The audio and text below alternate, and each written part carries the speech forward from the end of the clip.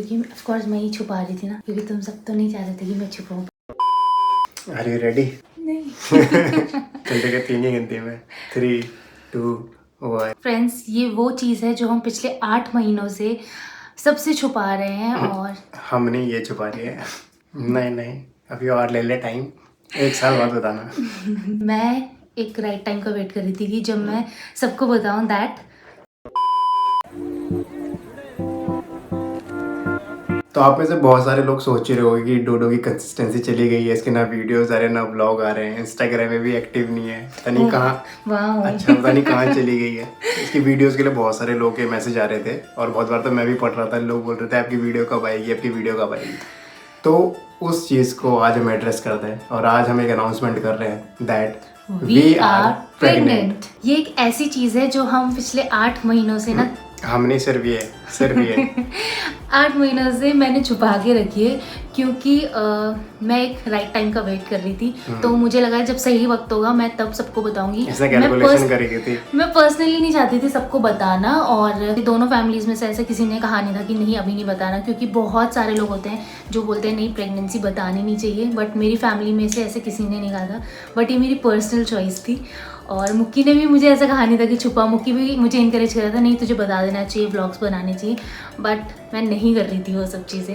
लेकिन आज फाइनली मुझे लगा कि now it's a right time कि हमें सबको अनाउंस कर देना चाहिए। मैं तो उसे बोल रहा था जिस दिन चंद्रयान दोबारा हमारा लॉन्च हुआ था, मैंने कहा कर ले उसी दिन कर ले। कैसा लगा मेरा मजाक?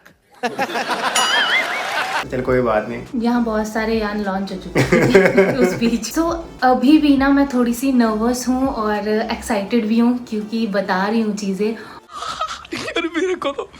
मेरे को तो ऐसा धक धक हो रहा है। पता नहीं है वीडियो भी मैं अपलोड कब करूँगी, जब मुझे लगेगा सही टाइम है। मेरे दिमाग में ये चल रहा था ये वीडियो कब आएगी, 2025 में। वैसे तो बहुत सारी चीज़ है जो ये प्लान करती है, लेकिन ये इसकी वीडियो प्लान नहीं है। बट एक चीज़ थी जो प्लान थी, वो हमारी प्रेगनेंसी। हमने शादी के टाइम पे डिसाइड कर लिया था कि हम एटलीस्ट 1 या 2 साल अपने आप को देंगे, ताकि हम, वैसे तो हम पहले ही बहुत टाइम से रिलेशनशिप में थे, लॉन्ग डिस्टेंस रिलेशनशिप में थे, ये भी जोड़ो उसको। बिल्कुल।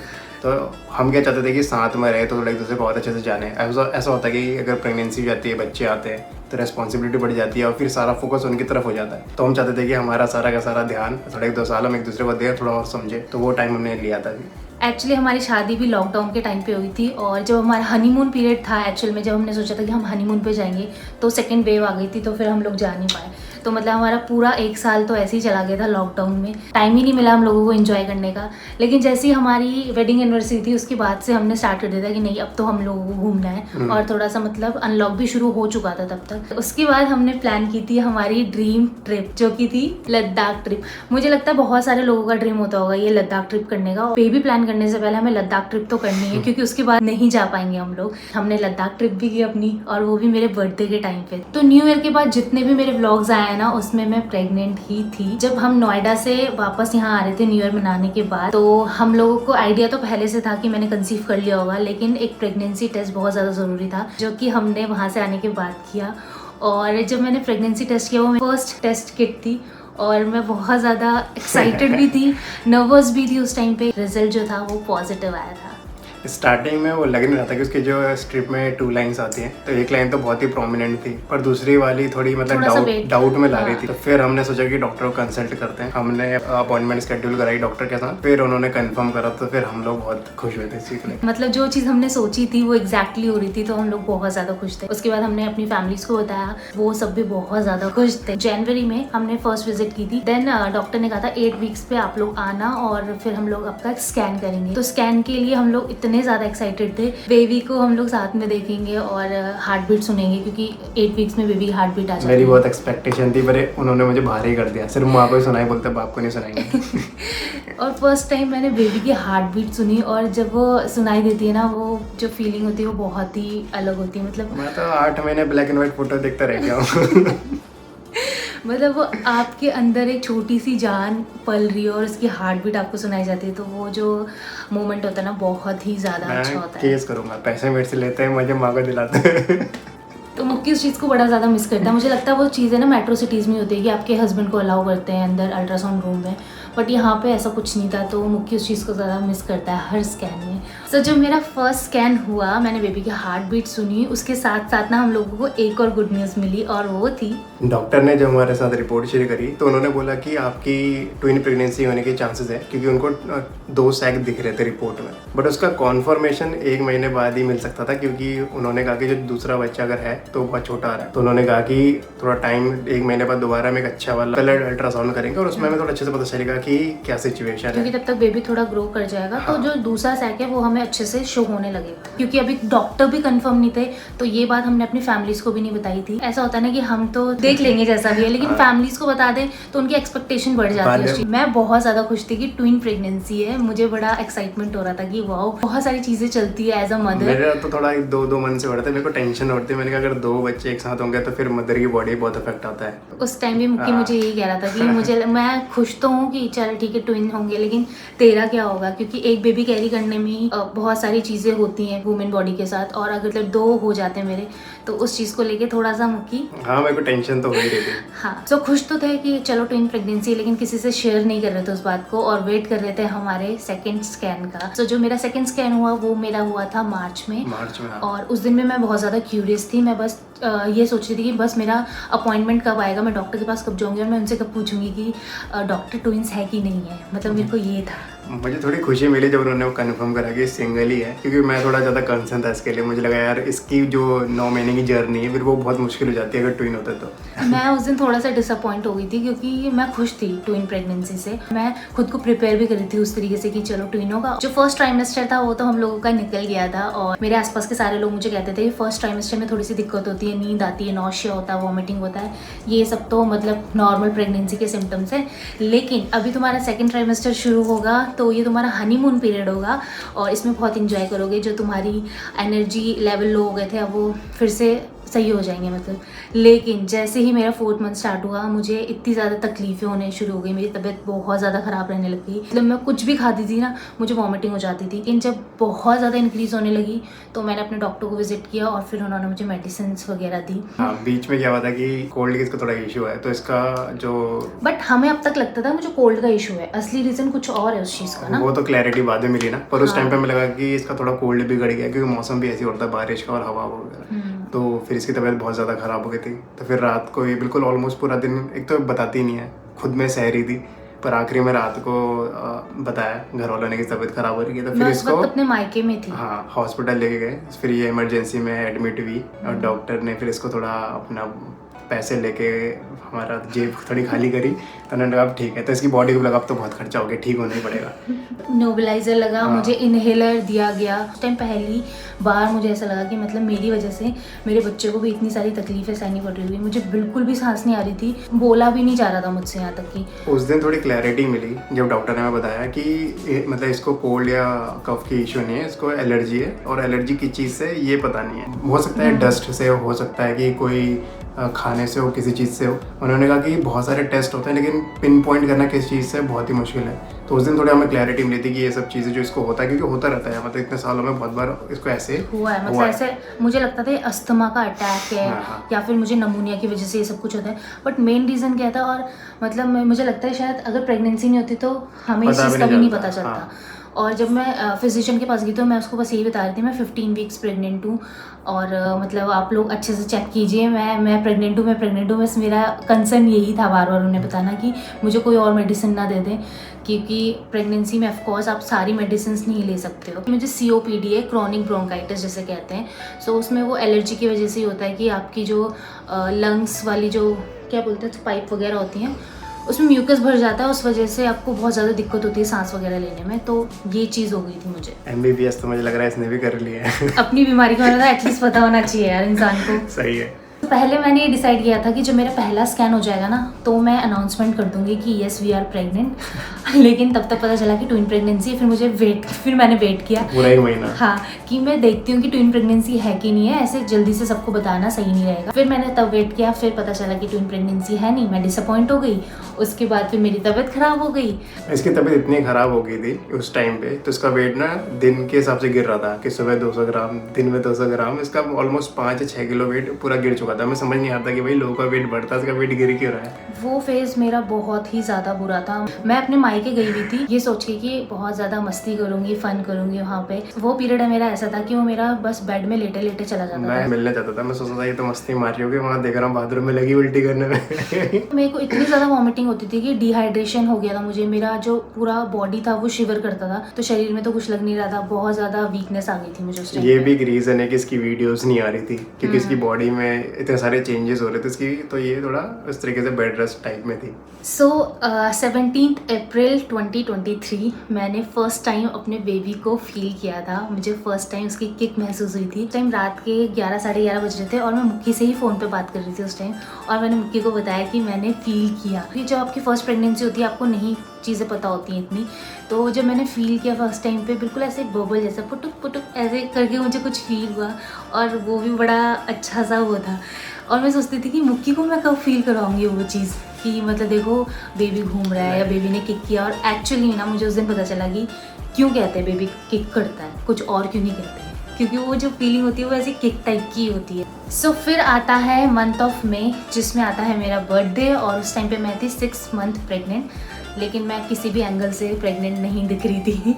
तो मैंने ये सोचा हुआ था कि चलो जब मेरा बर्थडे आएगा तो उस टाइम पे हम अनाउंसमेंट कर देंगे कि हम लोग प्रेग्नेंट हैं। बट फिर से एक और चीज़ मेरे साथ हो गई है, और ये मेरा सेकंड ट्राइमेस्टर जो था बहुत ज़्यादा बुरा गया है। सबका बहुत अच्छा जाता है, मेरा बहुत बुरा गया है। मुझे ऐसा लगने लगा था कि जब जब मैं सोच रही हूँ ना अनाउंसमेंट की, तब कुछ ना कुछ हो रहा है। तो फिर मैंने सोचा अब मैं छोड़ ही देती हूँ यार अनाउंसमेंट के बारे में सोचना। और उस टाइम पे क्या हुआ था कि मेरे बहुत ज़्यादा पाँव थे, वो बहुत ज़्यादा सूज गए थे, काफ़ी ज़्यादा, मतलब नक्शा ही बदल गया था मेरे पाँव का तो थोड़ा सा मुंह का भी नक्शा बदल जाता था। सुबह उठती थी कोई और इंसान लगती थी, दिन में फिर कोई और इंसान, और रात को कोई और इंसान। इस बीच में ये वीडियो बनाने की कोशिश कर रही थी, ये बना रही थी वीडियो, मतलब थोड़ा थोड़ा करके। मैंने हर ट्राइमेस्टर में वीडियो बनाई है, मतलब जब भी हम हॉस्पिटल जाते थे या फिर वैसे व्लॉग्स, मतलब मैंने बनाए कि अपलोड बाद में कर दूंगी, बट व्लॉग्स में बना रही थी। पर फिर इसके थोड़ी किस्मत थोड़ी सी चमकी, और इसका जो लैपटॉप था जिसमें सारा माल पानी रखा हुआ था, साथ छोड़ दिया इसका, बोलता है।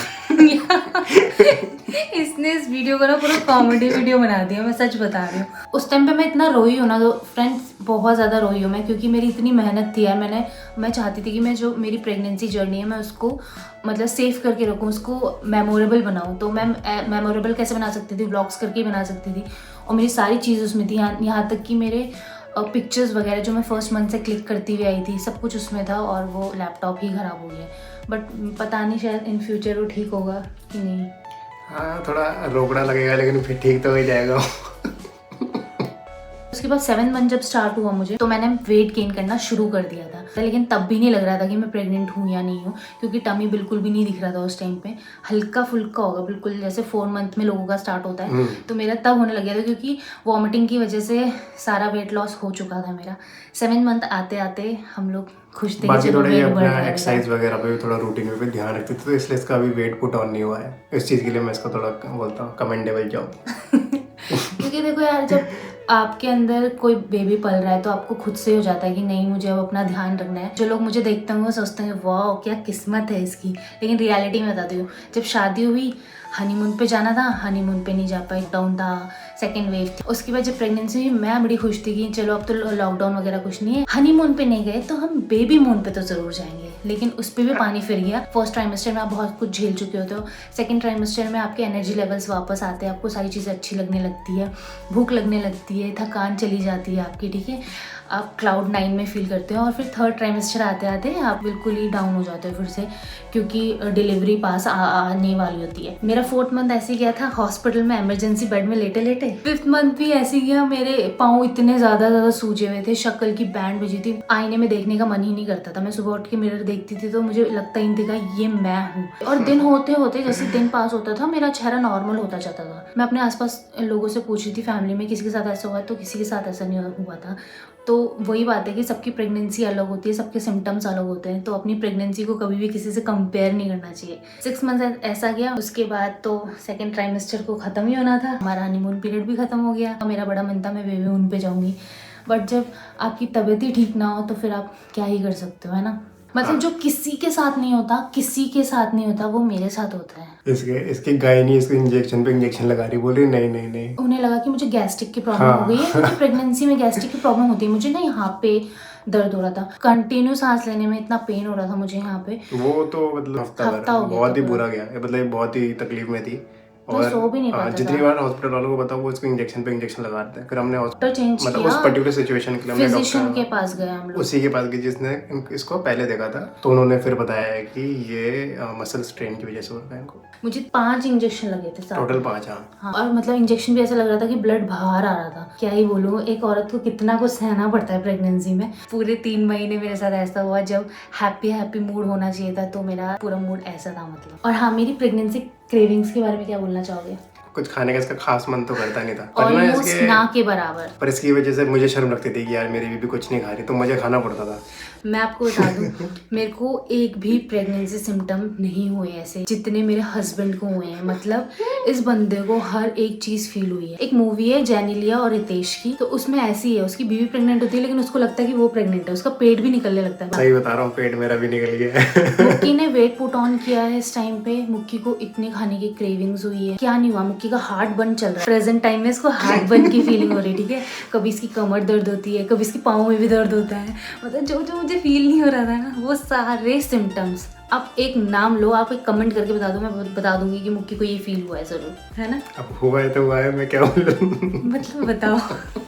मतलब मेरी मदर इन लॉ मुझसे परेशान थी कि ये कुछ बोलती नहीं है कि इसको क्या खाने का मन है, क्या नहीं खाने का मन है, क्योंकि फर्स्ट ट्राइमेस्टर में आपको कुछ खाने का मन नहीं करता है ना, और सेकंड ट्राइमेस्टर में तो मेरी बैंड ही बजी हुई थी। मुझे ऐसा नहीं हो रहा कि मुझे ये खाना वो खाना, मुझे किसी में मेरा मन जा ही नहीं रहा है। पर हाँ, अब ऐसा है कि जैसे मेरे को 8th मंथ स्टार्ट हुआ था तो मेरी जो वॉमिटिंग है वो खत्म हो गई थी। बीच में क्या होता था कि मुझे लगता था वॉमिटिंग ठीक हो गई होगी तो मैं अपनी दवाई खाना छोड़ देती थी वॉमिटिंग वाली, लेकिन फिर से वो स्टार्ट हो जाती थी।